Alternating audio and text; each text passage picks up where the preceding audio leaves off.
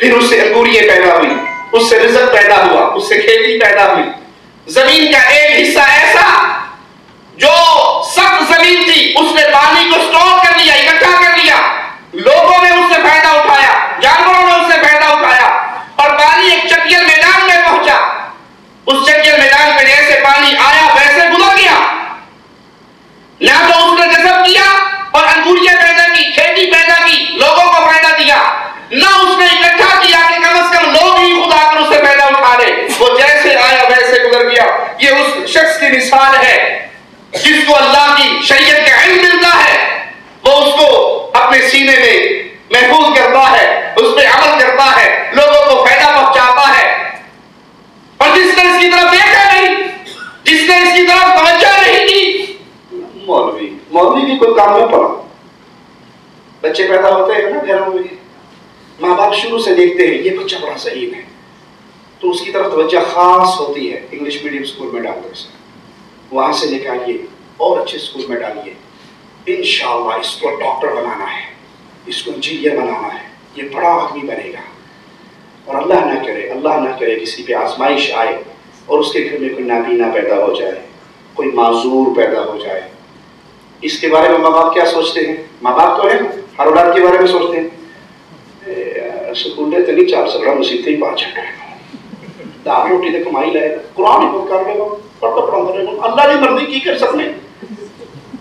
جو قیمتی مال ہے وہ دنیا کے حصول کے لیے ہم بھیڑیوں کے آگے ڈال دیتے ہیں، جن کو نہ اللہ کی، نہ اس کے رسول کی، نہ اس کی شریعت کی قدر ہوتی ہے، جو بے بہرا ہوتے ہیں اس قرآن کے نور سے، اور جس کو ہم اپنی زبان میں کنڈم سمجھتے ہیں.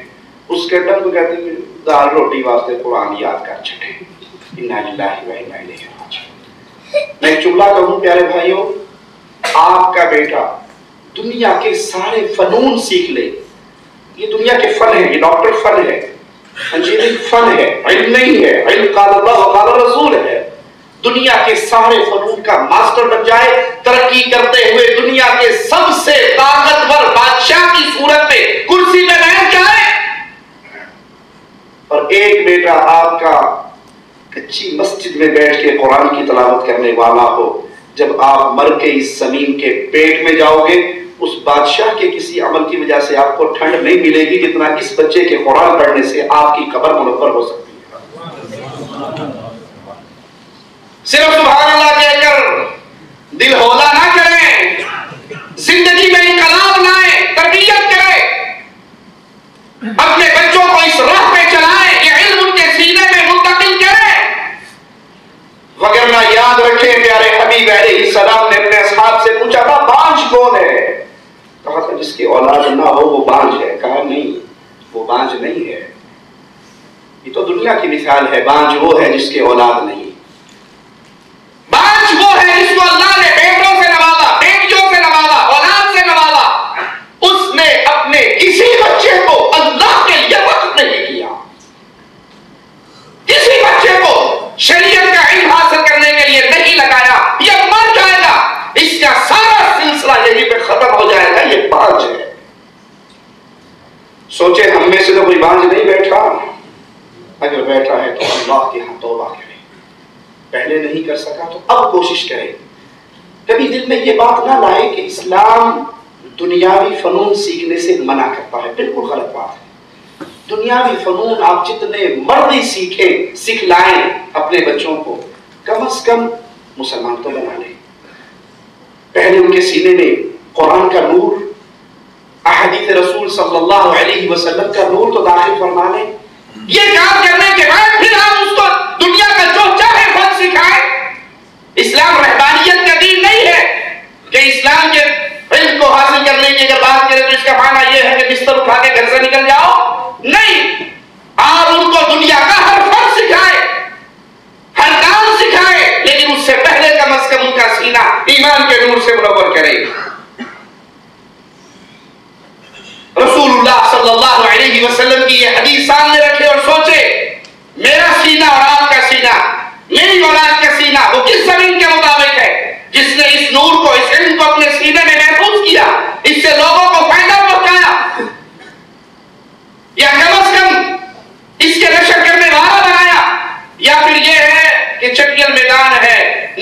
قرآن کی آیات نہ وہاں پہ احادیث رسول اثر کرتی ہیں، جیسے آتا ہے ویسے گزر جاتا ہے، اس کی اہمیت نہیں دل میں رہتی۔ برا ہو علماء سو کا، انہوں نے بھی اپنی کوششوں سے مسلمان عوام کو علم سے دور رکھنے کی بھرپور کوشش کی۔ وہ کہتے ہیں جی اگر آپ نے علم حاصل کر لیا، اگر آپ نے قرآن ترجمے سے پڑھ لیا تو گمراہ ہو جاؤ گے۔ پچھلے ہفتے مجھے انڈیا سے بھائی کا فون آیا، واللہ بتا رہا ہوں، اس نے کہا شیخ ہم نے قرآن پاک کی کچھ آیات اپنے مولوی صاحب کے سامنے اور صحیح بخاری سے کچھ احادیث اپنے مولوی صاحب کے سامنے رکھی، تو انہوں نے دو ٹوک کہا کہ تمہیں قرآن مبارک ہو حدیث مبارک ہو، ہمیں تو یہ بتا دو ہمارے امام صاحب نے کیا کہا، ہمارے لیے اتنا کافی ہے۔ یہ رشتہ توڑا ہے قرآن اور حدیث سے ان بد مولویوں نے اپنے پیٹ کے دھندے کو چلانے کے لیے۔ کوئی ضرورت نہیں قرآن پڑھنے کی، اگر پڑھو گے تو گمراہ ہو جاؤ گے۔ وہ ان کے کاروبار میں لال پڑتی ہے، قرآن و حدیث کا علم جب حاصل کیا جائے ان کی روزی روٹی بند ہوتی ہے، اس لیے ان کی کوشش ہے کہ جتنے پاگل رہیں گے اتنا میرا کام چلتا رہے گا، اور جتنا علم حاصل کر کے نور میں آتے رہیں گے اتنا مولوی صاحب کی قید سے باہر۔ بات بات میں اس سے پوچھے گا یہ مسئلہ کون سی کتاب میں لکھا ہے، تو اس کو پہلے ہی منع کرو کہ بیٹا کتاب نہیں دیکھنی، 220 کا کرنٹ ہے یہ، اس کے قریب نہیں جانا۔ 2 رکعت نماز اندھیرا جو ہاتھ امام کا وہی میرا، اللہ اکبر، بس ہمیں پوچھو ہم کیا کہتے ہیں، مصیبت میں پھنس جاؤ تب بھی ہمارے پاس آؤ۔ ایک مولوی صاحب اپنے مرید کا قصہ اپنی کتاب میں لکھتے ہیں کہ وہ بیچارے کی شادی ایک حافظہ سے ہوئی، قرآن کی حافظہ تھی، یہ حافظ صاحب نہیں تھے، تو پہلی رات جب بیگم کے پاس گئے تو انہوں نے وہیں پہ منع کر دیا کہ میرے قریب نہیں آنا کیونکہ تم غیر حافظ ہو، میرے قریب آنے کے لیے بنیادی شرط ہے کہ تم بھی حفظ کرو۔ اب حفظ کرنا کوئی 1-2 رات کا کام تو نہیں ہے، یہ پڑھنے پہ گیا بیچارہ کہ مسے بیاہ ہو ایسی اٹھ کے ڈیڑھی آنے دی کہ حافظ بنو گے تو قریب آنے دوں گی بگرنا نہیں۔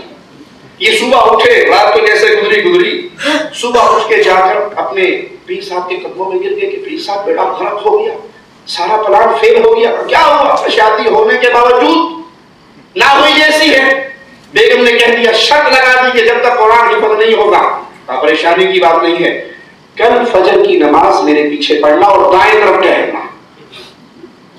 یہ صاحب آ کے دائیں طرف امام صاحب کے پیچھے کھڑے ہو گئے، انہوں نے جماعت کروائی، اور جب انہوں نے سلام پھیرا السلام علیکم ورحمۃ اللہ، ان پہ نظر ڈالی، پورا قرآن ان کے دل میں منتقل ہو گیا۔ ادھر کہا السلام علیکم ورحمۃ اللہ، تو ادھر بھی جتنا بیٹھے تھے سب ناظرہ پڑھنے والے بن گئے۔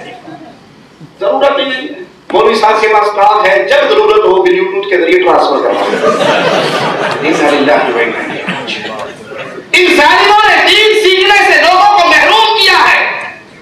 ایک مولوی صاحب صوفی صاحب کہتے ہیں کہ ہمارے شیخ مدینے میں بیٹھتے تھے، شاگرد کوفے میں بیٹھتا تھا، وہ سینے کے ذریعے علم اس تک منتقل کر دیا کرتے تھے۔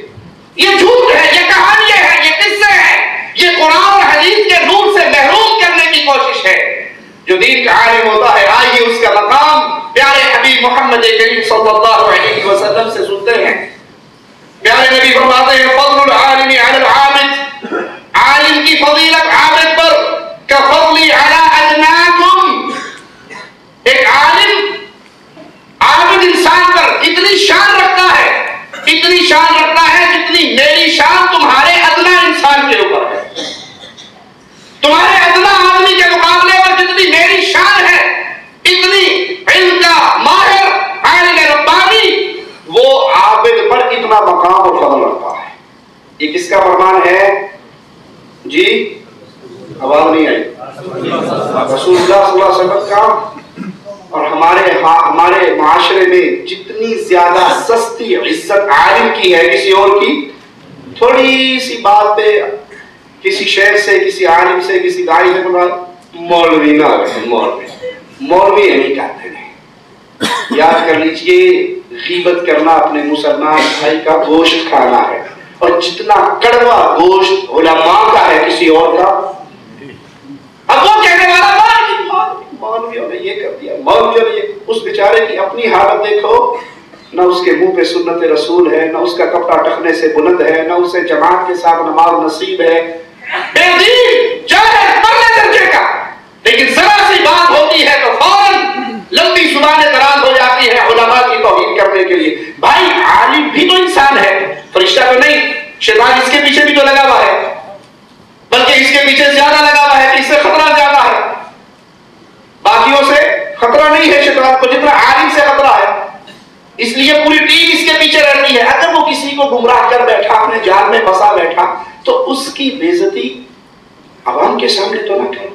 اگر آپ کو اس سے واقعی محبت ہے تو جا کر اس کو سمجھاؤ، اس کے سامنے پیار اور محبت سے قرآن و حدیث کے دلائل کو یاد کرواؤ، اور یاد رکھو علماء کی شان پیارے حبیب علیہ السلام فرماتے ہیں عالم کی شان عابد پر ایسے ہے جیسے میری شان تمہارے ادنا پر۔ ثم قال رسول اللہ صلی اللہ علیہ وسلم ان اللہ وملائکتہ واہل السماوات والارض حتى النملة في جحرها، اللہ تعالی، اللہ کے ملائکہ، آسمان والے، زمین والے، حتیٰ کہ چیونٹی اپنے بل کے اندر، چیونٹی اپنے بل کے اندر، مچھلی اپنے پانی کے اندر، سمندروں کے اندر کیا کرتے ہیں؟ لا يصلون على معلم الناس الخير، وہ درود و سلام پڑھتے ہیں، دعائیں کرتے ہیں، اللہ رحمتوں کا نزول فرماتا ہے، ملائکہ رحمت کی دعا کرتے ہیں، آسمان والے، زمین والے، درندے، پرندے، چرندے، چونٹیے، مچھلیے، ان کے لیے خیر کی دعا کرتی ہیں اپنے اللہ سے، جو لوگوں کو خیر سکھاتے ہیں، جو لوگوں کو دین سکھاتے ہیں، جو لوگوں کو اسلام سکھاتے ہیں، جو لوگوں کا چہرہ دنیا کی درگاہوں سے توڑ کے ایک اللہ کی طرف موڑتے ہیں، ان کے لیے دعائیں اللہ کی تمام مخلوق کرتی ہے، حتیٰ کہ چونٹیاں بھی کرتی ہیں، مچھلیاں بھی کرتی ہیں۔ یہ شان ہے علماء کی، یہ شان ہے دینداروں کی، یہ شان ہے اسلام کے پیغام کو آگے پہنچانے والے کی۔ ہمارے ہاں تو شان ہوتی ہے تو دنیا کی تعلیم حاصل کرتا ہے، کسی سے پوچھو وہ میڈیکل کا اسٹوڈنٹ ہو، کہاں پڑھتے ہیں؟ میڈیکل کالج میں، اور کسی مولوی صاحب اسی کی طرف مدرسے جانا، میں مدرسے پڑھنا۔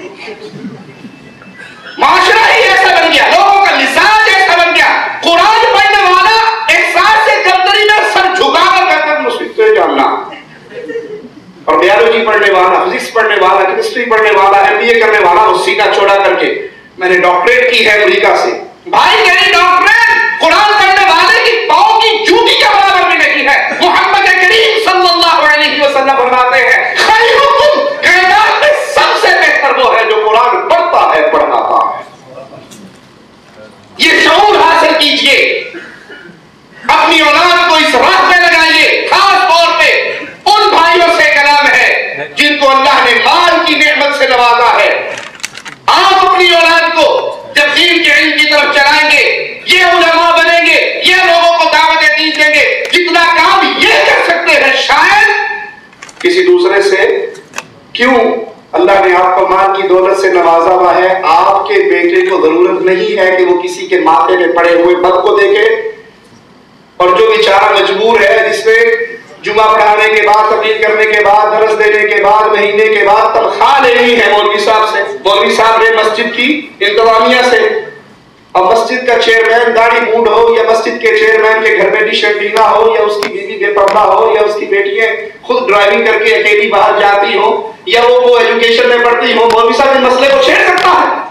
اسے پتا ہے جمعہ ختم ہوتے ہی فارغ کر دے گا، پھر پریشان ہو جاؤ گا۔ یہ آپ کی ذمہ داری ہے، اللہ نے آپ کو مال دیا ہے، آپ کا بیٹا بغیر لالچ کے، بغیر ڈر کے، بغیر خوف کے شریعت کا پیغام اچھے طریقے سے پہنچا سکتا ہے۔ اپنی اولاد کو اس راستے پہ چلائیے۔ ابو داؤد ترمذی میں سیدنا ابو درداء رضی اللہ عنہ سے روایت ہے کہ میں نے رسول اللہ صلی اللہ علیہ وسلم کو یہ فرماتے ہوئے سنا، جو شخص ایسے راستے پہ چلے جس میں وہ دین کا علم تلاش کرے تو اللہ تعالیٰ اس کے لیے جنت کا راستہ آسان کر دیتا ہے۔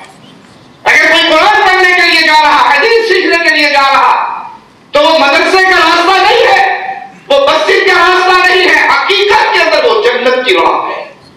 اللہ اس کے لیے جنت کے راستے کو آسان کر دیتا ہے، اور فرشتے طالب علم کے لیے اس کے عمل سے خوش ہو کر اس کے قدموں کے نیچے، پاؤں کے نیچے اپنے پر بچھا دیتے ہیں۔ کون؟